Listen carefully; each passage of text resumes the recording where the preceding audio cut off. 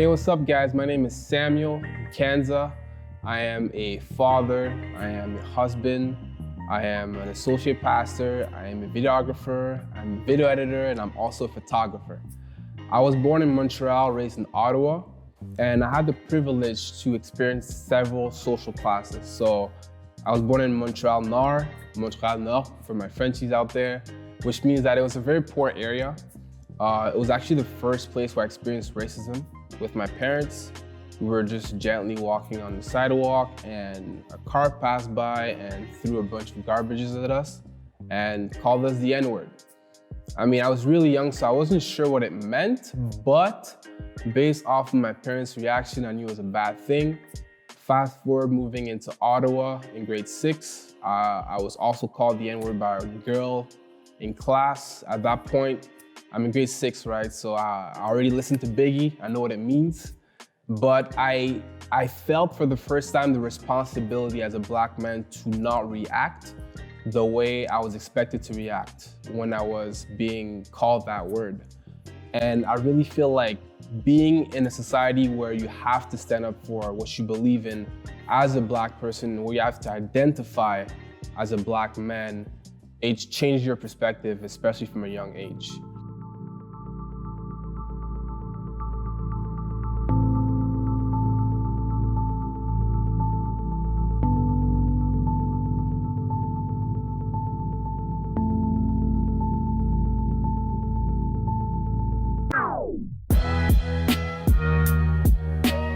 From Aretha Franklin to Usher to Brandy to John Legend, all these people have something in common, and that is that they all started in church.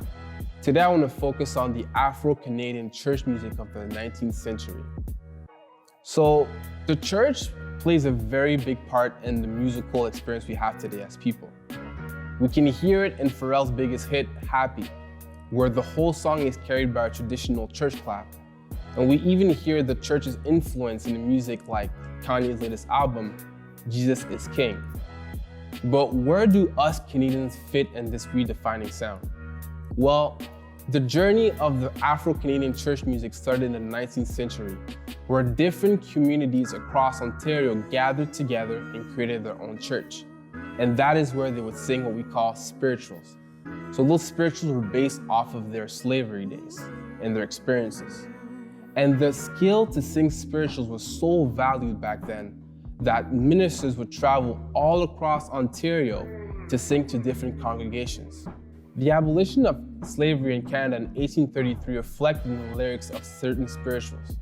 Many of these slaves were taken out of the United States and they escaped. And you can see that through the lyrics. Slave masters did not have the rights to teach those slaves how to write or to read.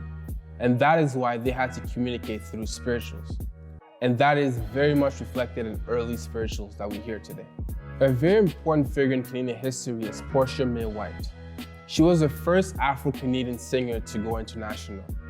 Though she was not born or she did not found fame in the 19th century, she did in the 20th century, I think it's still very important for us to highlight her, especially considering the fact that she started in the church as well.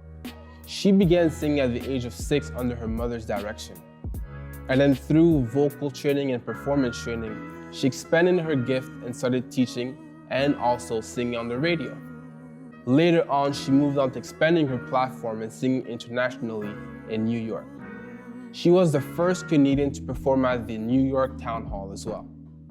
I think it's really important for us to realize that an Afro-Canadian who went international, who was also Black, made their way in church and also went international. And I think that is why it's important for us to recognize Portia Mae White today. To learn more about Afro-Canadian church music history from the 19th century, click on the link below.